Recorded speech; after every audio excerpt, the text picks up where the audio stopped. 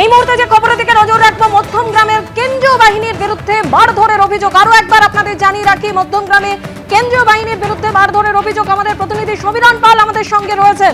সমীরণ জি, কি হয়েছে, কি অভিযোগ? হ্যাঁ দেখো, এই মুহূর্তে আমরা রয়েছি মধ্যমগ্রাম বিধানসভার বীরপুর প্রাথমিক বিদ্যালয়। সেখানে 253 নম্বর বুথ, সেখানে এক যুবক ভোট দিতে গেছিল। অভিযোগ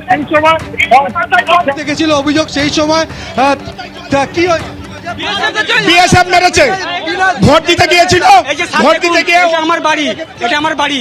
আমি একটা বাচ্চা নিয়ে দাঁড়িয়ে আছি, তাহলে হুটপট গাড়ি থেকে নেমে মারে কি করে?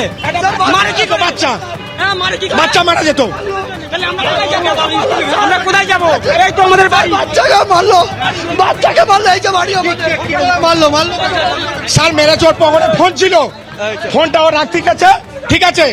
তারপরে এই যে ঘুরেছে, লাঠি দিয়ে ওর মাথায় মেরেছে, দুটো লাঠি নিয়ে মেরেছে। তারপর আমাদের ছেলেরা জল দিতে যাচ্ছে, মানে চলতে হবে না, ও তো মারা যাবে। নিজেই দিতে দিচ্ছে না জল, ও নিজেই জল দিতে দিচ্ছে। এখন ওকে আমরা সরকারি গাড়ি ছিল তাইতে করে হসপিটালে পাঠিয়েছি। ওর বয়স হয়। সন্দীপ সাধুকা ক্যামেরাম্যান তোমাকে ছবিটা দেখাচ্ছে যে এই মুহূর্তে বিশাল উত্তেজনা, কেন্দ্রীয় বাহিনী দাঁড়িয়ে রয়েছে। কেননা তাদের বিরুদ্ধে বিক্ষোভ, যে কেননা এক যুবক ভোট দিতে গেছিল মোবাইল ফোন নিয়ে, সেই সময় তাকে মারধর করা হয়, মাথায় আঘাত করা হয়েছে, তাকে হাসপাতালে পাঠানো হয়েছে। এরপর গ্রামের বাসিন্দারা উত্তেজিত হয়ে পড়েছে, তারা এখন বিক্ষোভ দেখাচ্ছে। তাদের একটাই বক্তব্য, অন্যায়ভাবে ওই যুবককে মারধর করা হয়েছে। এবং তুমি দেখতে পাচ্ছ যে কেন্দ্রীয় বাহিনী এই মুহূর্তে ঘটনাস্থলে এসে পৌঁছেছে এবং যে গ্রামবাসীরা তারা এই মুহূর্তে বিক্ষোভ দেখাচ্ছেন, সামনে পুলিশও রয়েছে।